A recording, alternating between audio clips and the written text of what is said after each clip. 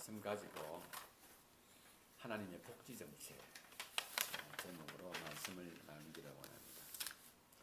요즘 복지에 대해서 관심들이 참 많습니다.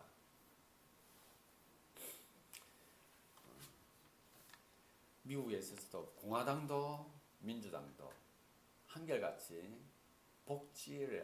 국민의 복지에 지속적인 그리고 놀라운 그런 관심들을 가지고 있습니다.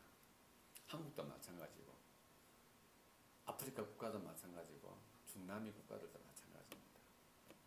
지금은 대통령이 얼마나 정치를 잘하나의 가장 큰 기준이 경제를 살리느냐 못 살리느냐 이것이 중심이 되어 있기도 합니다. 우리는 하나님을 믿고 있는데 하나님께서는 우리에게 어떤 복지 정책을 가지고 있는가? 이거 우리가 관심을 가져야 합니다.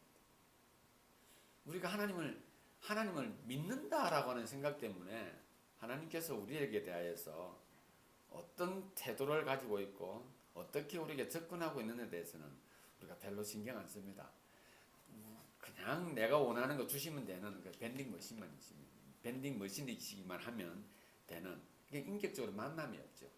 기계적이죠. 그러나 성경은 하나님께서는 천지를 창조하실 때부터 상당히 부드럽게 우리에게 놀라운 복지 정책을 하시면서 시작하셨습니다. 에덴 동산 보십시오. 그런 복지 정책 세상에 있을 수 있겠습니까? 없습니다. 그것도 우리가 생기고 만들어진 것이 아니라 우리가 있기 전에 만들어 두시고는 너희가 이곳에서 살아라고 그렇게 하셨습니다.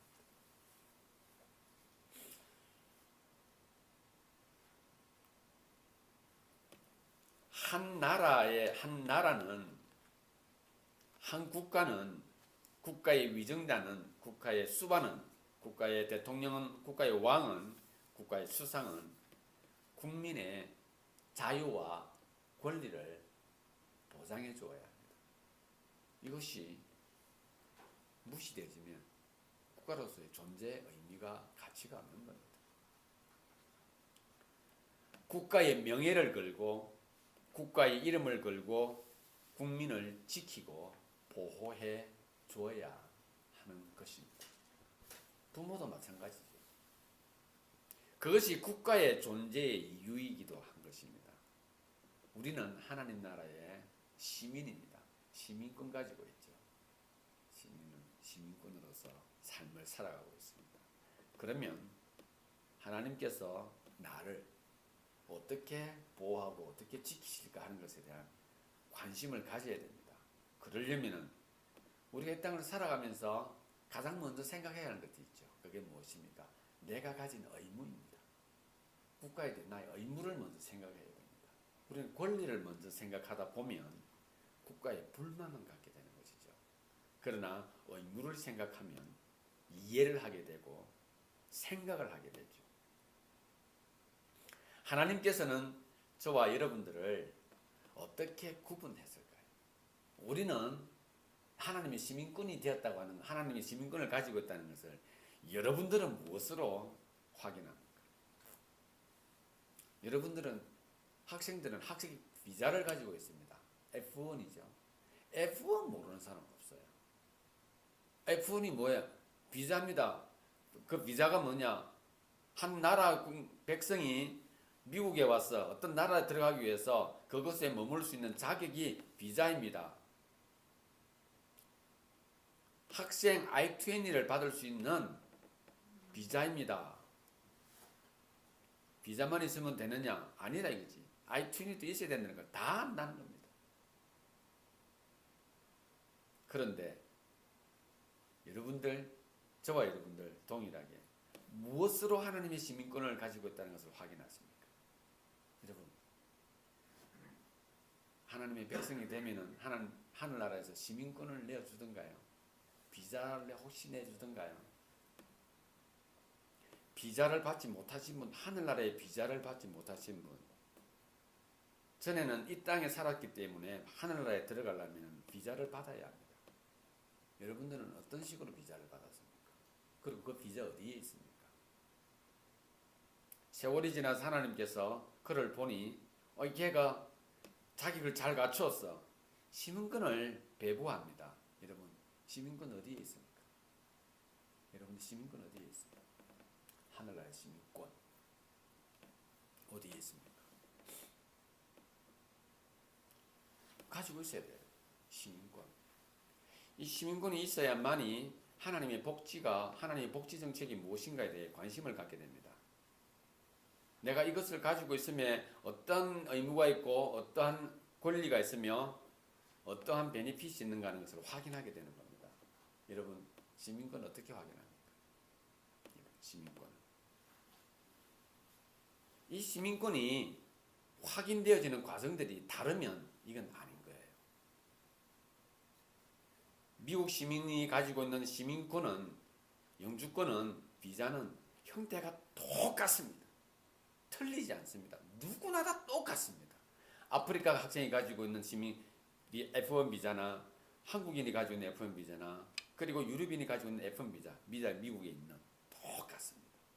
틀리지 않습니다. 하늘나라의 시민권 일치의 오차도 없이 똑같습니다. 다르면 안 됩니다. 여러분, 뭘까요? 그 시민권이 무엇입니까? 여러분들이 가지고 있는 시민권.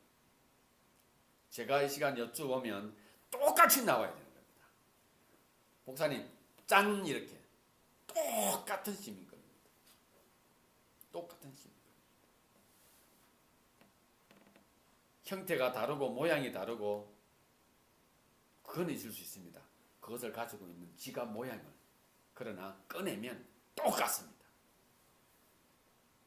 저기서는 나무를 가지고 노란 나무를 들고 이것이 시민권입니다라고, 저쪽에는 노란 풍선을 들고 이것이 시민권입니다라고 말하면 안 되는 겁니다.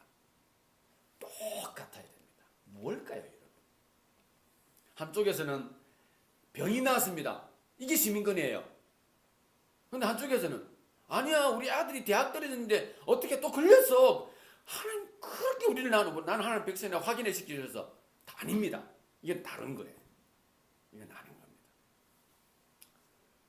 그리고 또 누가 옵니다. 너는 왜 무슨 시민권? 내가 기도를 했는데 하나님께서 이게 응답해 주셔서 하나님이 살아계십니다. 난 하나님의 백성이 되었습니다. 여러분, 시민권 아닙니다. 틀리잖아요. 다 다르잖아요. 아닌 것입니다.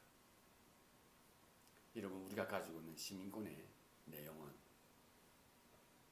예수 그리스도가 초점이며 예수 그리스도가 과정이며 예수 그리스도가 결론입니다. 시민권의 시작도 예수 그리스도요, 과정도 예수요, 결론도 예수인 어디에 있습니까? 여러분들의 마음판에 있습니다. 그게 여러분들의 신앙의 믿음의 내용이고 믿음의 모습이며 믿음의 결론인 겁니다. 어떻게? 예수 그리스도가 나를 위해 십자가에 죽으신 그 사실 앞에서 나는 죄인인 것을 고백하고 내가 하나님의 백성이 되었다고는 강한 확신을 얻어 말씀에 근거하여 너희가 그 은혜를 인하여 믿음으로 말미암아 구원을 얻었다고는 누굽니까? 예수 그리스도를 나의 구세주로 영접하는 자고 그 아들의 이름을 믿는 자들에게는 하나님의 자녀가 되는 권세를 주셨다고 합니다. 이게 시민권이에요. 이것이 표현되어야 되고 이것이 내 가슴에서 나와야 되며 내 말에서 나와야 되며 내 행동에서 나와야 되는 것입니다. 그게 시민권이에요.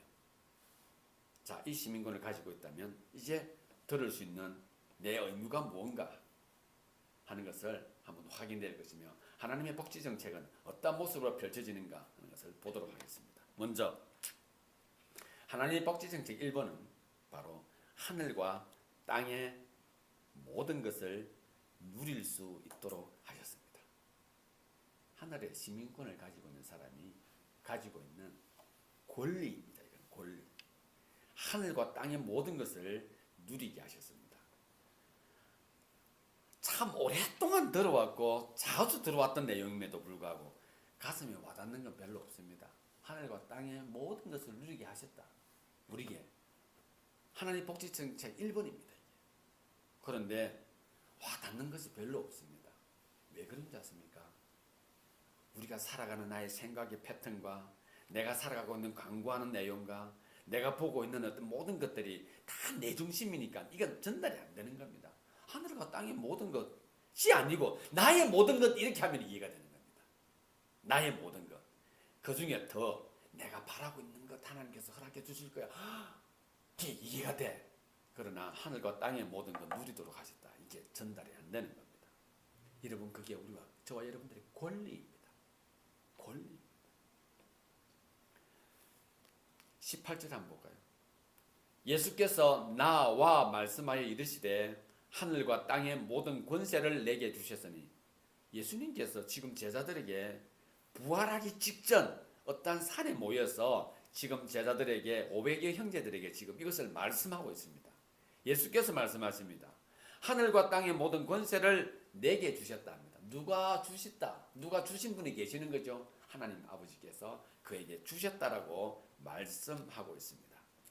이 예수님께서 지금 19절에 그러므로라고 하시면서 내가 너희와 영원히 함께 있겠다라고 말씀하고 있습니다. 누가 누립니까?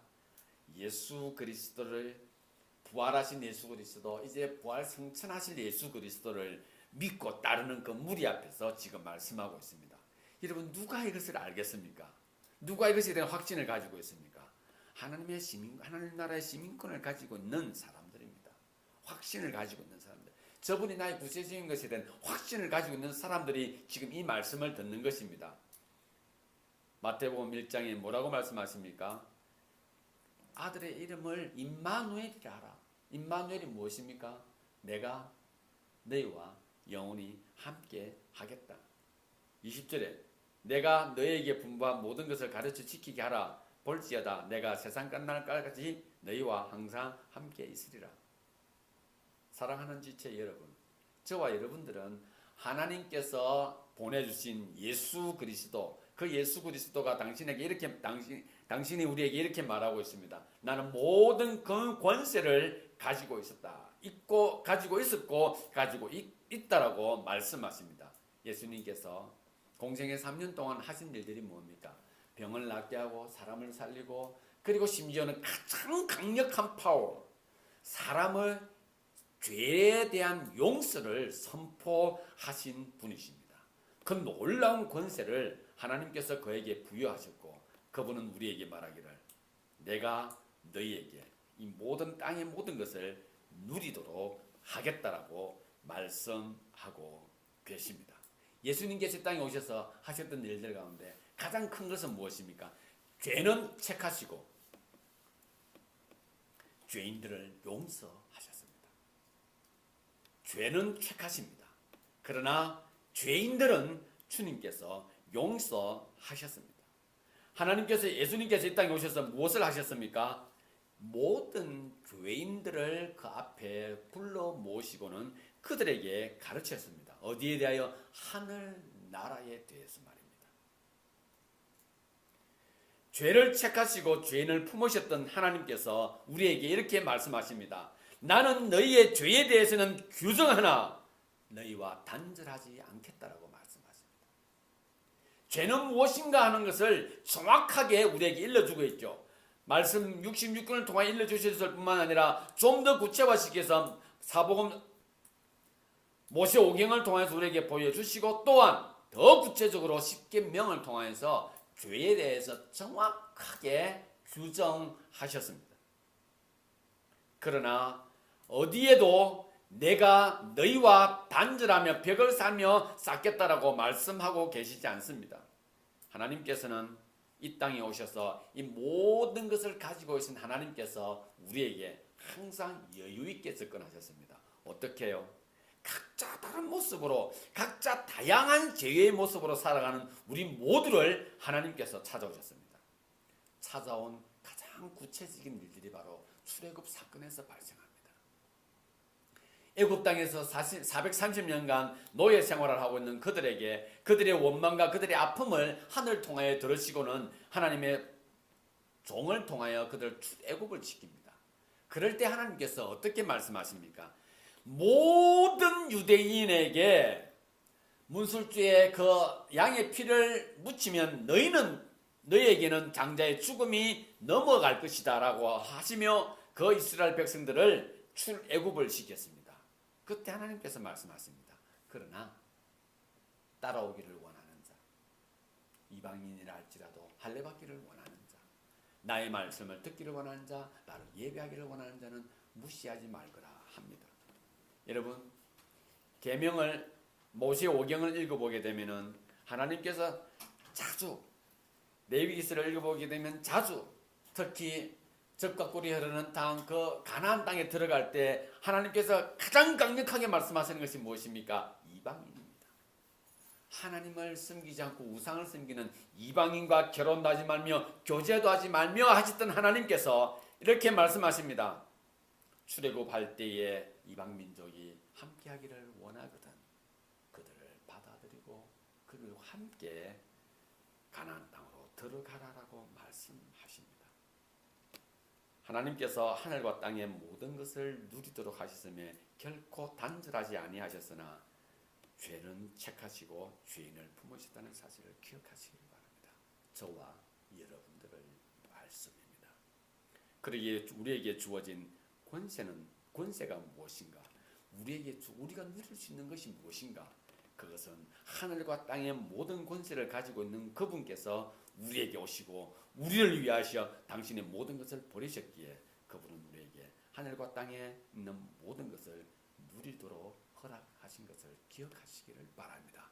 하늘나라의 시민권으로서 가지고 있는 첫 번째 복지정책, 하나님의 복지정책은 바로 내가 너희에게 하늘과 땅의 모든 것을 누리도록 하였음을 기억하시기를 바랍니다. 두 번째, 하나님께서 우리에게 그 놀라운 권리를 주시면서 모든 것을 누릴 수 있도록 하시면서 우리에게 의무를 제정해 주셨습니다. 의무. 그 의무가 뭐냐? 바로 모든 사람에게 복음을 전하라입니다. 모든 사람에게 복음을 전하라. 19절 다시 한번 읽어드리겠습니다. 그러므로 너희는 가서 모든 민족을 제자로 삼아 아버지와 아들과 성령의 이름으로 침례를 베풀고 내가 너에게 분부한 모든 것을 가르쳐 지키게 하라 말씀하십니다.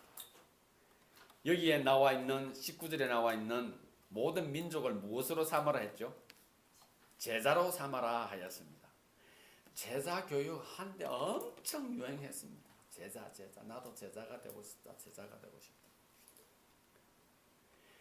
제자가 되고 싶다는 것은 따르는 것만 맞추어지는 것이 아니라 제자라고 하는 단어 속에 포함되어진 것은 선포와 응답이 동시에 포함되어져 있는 겁니다.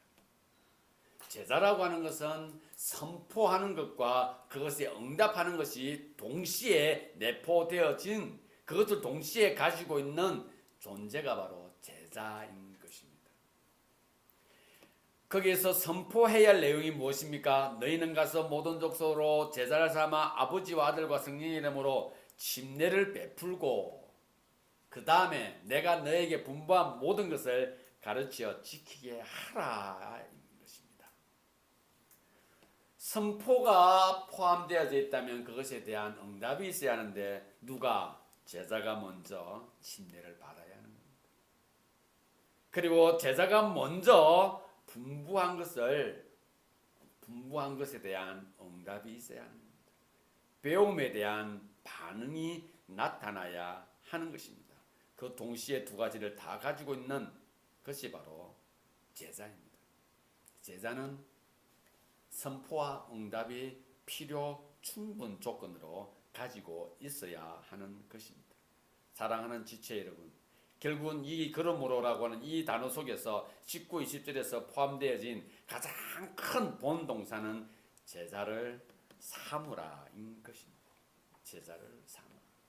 이 말씀 속에 제자를 삼으라 속에 침례를 베푸는 것과 분부한 것을 가르쳐 지키게 하는 것이 포함되어져 있는 것입니다. 이것이 하나님의 복지 정책 가운데 우리에게 주신 의무조항인 것입니다. 모든 민족에게 모든 사람에게 복음을 전해야 하는 것이 우리의 의무인 것입니다. 여러분, 의무만 생각하면 참 무거운 짐이 될 수 있습니다. 그러나 하나님께서 우리에게 마태복음 11장을 통하여서 수고하고 무거운 짐진 자들아 다 내게로 오라 내가 너희를 쉬게 하리라 하십니다.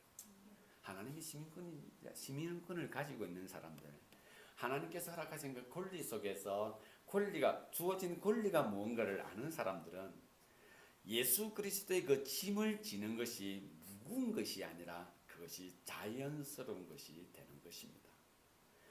내가 이 땅을 살아가면서 살아가는 삶의 패턴 자체가 무거운 것이 아니에요. 그 그리스도와 함께 더불어 살아가는 것이 고통스러운 것이 짐이, 그것이 나에게 어떤 억압으로 다가오는 그러한 짐이 아닌 것입니다. 그것이 가장 나를 자연스럽게 하고 평안하게 하며 그것이 나로 하여금 행복이 무엇인가를 확인하게 해주고 있는 것입니다. 그렇기 때문에 여러분, 우리가 신앙인으로 살아갈 때 첫째, 우리는 무엇을 자꾸 규정하려고 하면 안 됩니다. 남자니까, 여자니까, 심지어 그리스도인이니까, 집사니까, 목사니까, 장로니까, 반주자니까, 찬양 인도자니까, 교회를 10년을 다녔으니까, 너는 권사들이고 너는 목사 딸이고 너는 장로의 손주고, 규정해서는 안 되는 것입니다. 규정해서는 안 되는 거예요. 히브리서에 보게 되면 이렇게 나옵니다. 너희는 가르치는 자를 배나 존경하라고 했을 때 그 메시지를 사용하는 사람은 내가 아닌 겁니다. 내가 이렇게 영선아 나를 배나 존경해 이렇게 하는 게 아닌 것입니다. 그건 내가 사용하는 메시지가 아니고 여러분들이 사용하는 메시지인 것입니다. 나는 무엇합니까? 배나 존경하고에, 나는 여러분들을 배나 존경하고에 하나님께서 교회를 사랑하는 것처럼 지체를 사랑하고를 거기에 나는 반응하는 것이 제가 해야 할 일인 것입니다. 우리는 거꾸로 규정을 하죠. 거꾸로 규정을 자꾸 하려고 그러죠. 그래서 여러분, 규정하고 단정하지 마시기를 바랍니다. 나와 생각이 다른 사람에 대해서 단정하지 마시기를 바랍니다. 나와 옷 입는 모습이 다르고 공부하는 스타일이 다르고 생각하는 패턴이 다르다고 해서 나와 걔를 적으로 만들거나 걔를 나보다 못한 사람으로 만들거나 미련한 사람으로 만들지 마시기를 바랍니다. 우리는 하늘과 땅의 모든 것을 가지고 계신, 하늘과 땅의 모든 권세를 가지고 계신 하나님께서 허락하신 그 권리를 우리 누리면서 살아가는 사람들입니다. 여러분, 누가 몰라주죠. 하늘과 땅의 권세를 한번 보여줘. 이러면 보여줄 수 있는 길이 참으로 없습니다. 그러나 누가 그것을 확인할 수 있습니까? 내가 확인할 수 있습니다. 내가 예수 그리스도가 A라고 하는 참으로 보잘것없는 나를 사랑해 주셨음에도 불구하고 내가 정말로 미워하고 보잘것없다고 사랑하는 저 사람도 예수님께 십자가에 죽으시면서 나도 그도 사랑한다라고 한 그 메시지 앞에서 하늘과 땅의 권세를 가지시는 그분께서 나로 하여금 이 땅의 모든 것을 누리게 하셨기에 저는 거기에 동의하며 아멘합니다. 그러나 살아가면서 그 사람의 눈에 거슬립니다. 오케이, 괜찮다는 겁니다. 우리는 사람이고 우리는 여전히 주인이기 때문에 그렇습니다. 그러나 그를 내가 받아들이고 이해하는 것과는 다른 문제인 것입니다.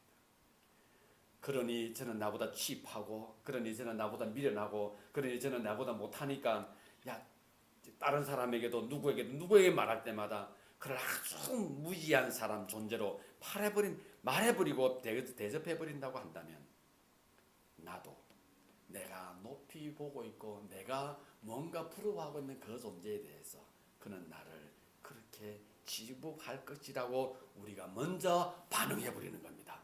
하나님 말씀 앞에 우리는 거꾸로 적용하는 것처럼 내가 그렇게 취급하고 있으니 나보다 더한 사람에 대해서 그가 나를 그렇게 취급할 것이다 하여 그가 말 한마디 하지 않아도 눈길 한번 돌리는 순간에 쟤가 날 무시하네가 되는 것입니다. 하나님의 사랑은 사라져버릴 뿐만 아니라 하늘과 땅의 모든 것을 누리라 하신 그 하나님의 메시지 앞에서 우리는 아니요 하나님이라고 말씀하며 불순종의 모습으로, 목이 뻣뻣한 모습으로 살아갑니다. 뭐라고요? 내가 이 땅의 모든 것이요, 내가 모든 것의 주인이라고 우리며 살아가는 것입니다. 죄의 근본이 무엇입니까? 죄의 근간이 무엇이에요? 욕심이에요. 나를 드러내는 것 아닙니까? 하나님께서 그것 제거해 주신 것입니다. 예수 그리스도를 통하여. 시민권은 어디에? 시민권을 가진 자에게 주어진 첫 번째 하나님의 복지 정책, 권리 기억하시고요. 두 번째, 그렇지 않다라고 하는 것을 우리에게 말씀해 주셨기에 그 사랑에 드리고 복음 증가하는 그 삶, 의무를 다하는 저와 여러분들이 될 수 있기를 바랍니다. 복음의 가장 궁극적인 목적이 무엇입니까? 예수 믿으면 구원받는다. 여러분, 그것보다 더 큰 거고 중요한 것이 있습니다. 그것은 무엇입니까? 이 모든 것이 하나님의 것이다라고 하는 것을 말하는 거예요. 모든 것이 하나님이다라고 하는 것을 말하는 것입니다. 여러분, 모든 것이 하나님이라고 말하는 거기에 복음이라고 하는 것을 가지고 그걸 또 덮으려고 하지 마시기를 바랍니다. 우리는 복음이라고 접근하는데 상당히 어려운 부분일 수 있습니다. 그러나 우리 시민권이 되었을 때, 시민권을 가졌을 때에 이 모든 것이 하나님의 것이라고 하는 사실 앞에서 우리는 어떻게 살아갑니까? 거기서부터 우리의 삶의 걸음이 시작되어지는 겁니다. 이 모든 것이 하나님의 것이에요. 하나님 그 찾으려고 교회에 와가지고 찾으려고 하지 마시기를 바랍니다.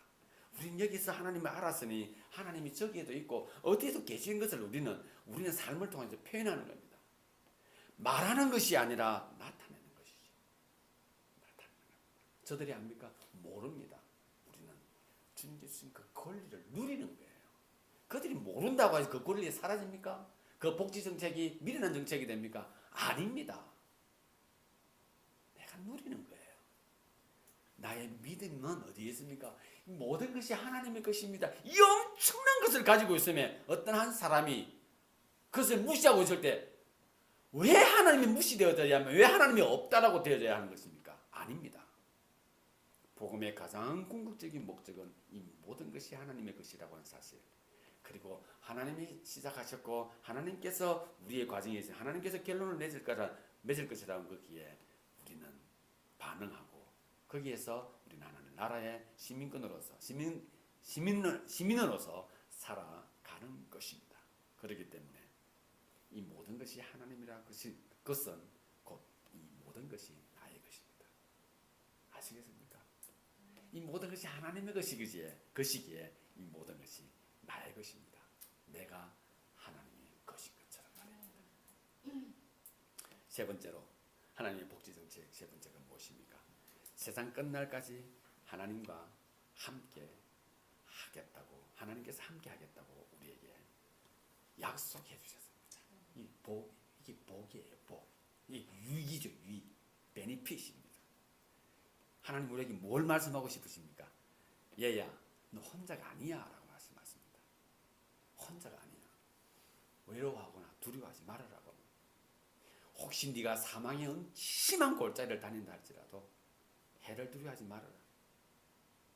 내가 가지고 있는 지팡이와 그리고 내가 가지고 있는 능력으로 내가 너를 지키고 보호해 주겠노라 하십니다.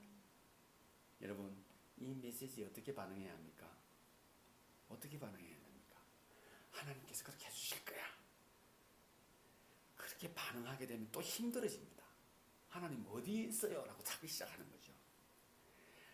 내가 믿고 있는 하나님이 그렇게 말씀해 주신 겁니다. 내가 어떻게 반응합니까? 하나님 맞습니다. 그냥 하나님 오늘도 이 새벽에도 지금 이 시간에도 하나님 저 옆에 함께 하시네요. 무엇으로? 제 옆에 함께 하시네요. 무엇으로? 내 위험도, 내 갈등도, 내 두려움도, 나의 우울함도 하나님께서 함께 하시네요. 하나님 함께 해주세요. 어디에 계세요? 나 우울해요. 하나님 아니, 그렇게 하시는 것이 아닙니다. 그러면 계속해서 하나님 말씀에만 자꾸 내가 초점을 맞추는 거예요. 하나님께서 나를 어떻게 생각하고 넌 혼자가 아니야 라고 하는 그 메시지 앞에 우리는 그냥 누리며 사는 겁니다. 뭐라고 하셨습니까? 세상 끝날까지 내가 함께 한다는 그것으로 끝인 겁니다. 내가 확인한다고 해서 그것이 되어지고 확인이 안 되어진다고 해서 그것이 없어지는 것이 아니라 하나님께서 함께 하신다고 하셨습니다. 모든 것에 모든 권세를 우리에게 허락하셨고 누리도록 하셨고 우리에게 의무가 무엇인가를 예수 그리스도의 그 엄청난 대속의 죽음을 통해서 우리에게 보여주셨으니 주님께서 마지막으로 우리에게 너희의 유익, 너희는 혼자가 아니야 라고 말씀하십니다. 마태복음 1장에서 28장까지 구성되어 있습니다. 28장에서 맨 마지막 절은 20절인데 제가 20절을 읽어드리겠습니다. 내가 너희에게 분부한 모든 것을 가르치어 지키게 하라. 볼지어다 내가 세상 끝날까지 너희와 항상 함께 있으리라 하시니라. 사랑하는 지체 여러분, 마태복음 28장 1장에서 28장 20절이 끝이 아니라 계속 진행되어지고 있는 것을 확인하십니까? 우리의 삶을 하나님께 이토록 귀하게 여기십니다. 한 개인의 삶의 흐름을 하나님께서는 이토록 귀하게 여기시고 관심을 가지고 계십니다. 권리를 주시고 의무를 부여하시며 그리고 너희가 어디에 처하여 있든 나는 너희와 계속하여 함께할 것이며 너희에게 필요한 것들을 공급해 줄 것이라 약속하십니다. 이것을 다 주시고요. 다 허락하시고 누리도록 하셨음에도 불구하고 또 하십니다. 내가 너희의 필요한 것을 내가 중단하지 않고 계속해서 줄 것이니 걱정하지 말아라 하십니다. 여러분, 일본으로 다시 돌아갈 필요 없죠. 누리라 하셨죠. 이제 필요가 없죠. 누리시면 되는 겁니다. 결론을 맺겠습니다. 우리가 이 땅을 살아가면서 우리가 배우는 각각의 것들은 있죠. 점점 따로 존재하는 것 아닙니다. 제가 한국에 있을 때만 해도 미국에 대해서 알지 못 오해했던 것이 너무나 많이 있었는데 미국에 가서 살다 보니 그것이 아니구나 하는 것이 하나가 탁 내 옆에 붙었습니다. 이렇게 붙은 거예요. 여기 와서 또 그렇게 많은 목사들이 와서 공부하고 싶었는데 난 여기서 공부도 했습니다. 또 내 어디엔가 붙어 있습니다. 김명환이라는 자아 가운데 탁 붙어 있습니다. 그러다 보니 나이가 들었음에도 불구하고 친구를 만납니다. 사람들이 친구도 좋은 친구들이 많구나. 또 뭔가 하나 탁 붙어 있습니다. 내 곁에. 근데 그것이 영향을 미치지 않을 줄 알았는데 영향을 미칩니다. 근데 우리는 어떻게 반응합니까? 야, 미국 이런 거야. 제가 한국에 전화를 하면 미국이 막 이렇다 저렇다 말하면 야, 미국 이렇다니까 그 오해야. 우리가 그렇게 말하는 순간에 우리는 내 것을 가지고 또 강하게 압박을 하는 겁니다. 여전히 오지 못한 사람이 바라보는 그 시각에 대해서 우리는 내가 그 전에 그랬다고 하는 것을 기억해야 하는 겁니다. 그래서 내가 가지고 있는 이 모든 것을 상대방이 모를 수 있습니다. 그렇다고 해서 내한테 붙어있는 이것 때문에 상대방이 모른다 해서 그걸 우리가 무시하거나 제거해버리는 것이 아니라 이 하나가 또 내가 가지고 있는 또 다른 것과 접속이 돼서 서로 점점 간섭을 하기 시작합니다. 나는 점점 많아지겠죠. 생각의 폭도 많아지고 만나는 사람도 많아지겠죠. 그렇지 못한 사람들 있습니다. 그러나 내가 이 만남과 그리고 이런 관계들을 통하여서 내 자아가 점점 풍성해져 가는 겁니다. 더 넓어져 가는 것입니다. 하나님의 메시지를 접할 때 처음 이것이라 하여 보았으나 여기도 요한복음에서 또 이사야서에서 미가서에서 하나님의 메시지를 발견하며 우리의 삶의 모습이 점점 풍성해집니다. 그리고 그 발견되어진 것이 점점 서로 간섭을 하면서 내 모습이 또 다르게 바뀌어서 가고 있습니다. 나의 유아적의 삶, 청년의 삶, 그리고 노년의 삶 다릅니다. 결혼하기 전에 나의 모습과 결혼하고 나서의 나의 모습 다르고 아이를 가졌을 때의 나의 모습과 가지고 난 이후의 모습과 아이가 성장했을 때 부모의 모습은 달라집니다. 우리가 경험하는 모든 것은 간섭이 일어나면서 그것이 서로 간섭이 일어나면서 뭔가 또 다른 개체를 만들어 가는 것입니다. 사랑하는 지체 여러분, 신앙의 모습도 그렇습니다. 뭔가 자꾸 규정을 하게 되면 무엇 때문에 규정을 합니까? 내가 알고 있는 그것 하나 가지고 규정을 하는 거죠. 이게 내 쪽에 딱 붙었는데 그걸 내가 활용하려고 하지 않고 그것을 가지고 자꾸 단절을 하려고 하는. 그래 장로가 그러면 안 되지. 이렇게 되는 게 아니라는 겁니다. 그렇게 되는 것이 아닌 겁니다. 교회를 10년 다녔으면 그렇게 하면 안 되지가 않은 것입니다. 그러고 보니 그것이 또 나에게 서로 간섭을 통해서 또 내가 풍성해지는 것을 누리며 살아가야 하는 겁니다. 이제 오늘 말씀을 통하여 하나님께서 복지 정책을 하시는데 내 권리가 이것이구나. 내 의무가 이것이구나. 내가 누리고 있는 위기 이것이구나. 그렇다면 이것들이 내 속에서 나에게서로 간섭되어지는 순간까지 우리는 무엇을 해야 합니까?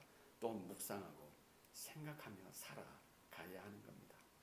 그리고 이 모든 것 위에 무엇이 있습니까? 하나님의 권세가 있는 겁니다. 하나님의 권세. 그러니 우리가 그 권세 있는 그분께서 우리에게 다가오셔서 주님 오시는 그날까지 동행하신다 하셨으니 하나님의 복지 정책 가운데 살아가는 하나나라의 시민으로서 이 땅을 살아가면서 어떠한 경우에도 내 것만을 주장하며 살 것이 아니라 함께 더불어서 살아가며 이 모든 것을 가지고 있는 하나님의 백성으로서 베풀며 살아가며 이해하며 살아가며 그리고 또한 격려하며 살아가며 배려하며 살아가는 우리 삶이 되어졌을 때 하나님께서 영광을 받으실 뿐만 아니라 우리는 우리 삶을 통하여 하나님을 더욱더 영화롭게 할 것이라 믿습니다. 이러한 삶을 통하여 주께 영광 돌리는 저와 여러분이 될 수 있기를 바랍니다. 기도하시겠습니다.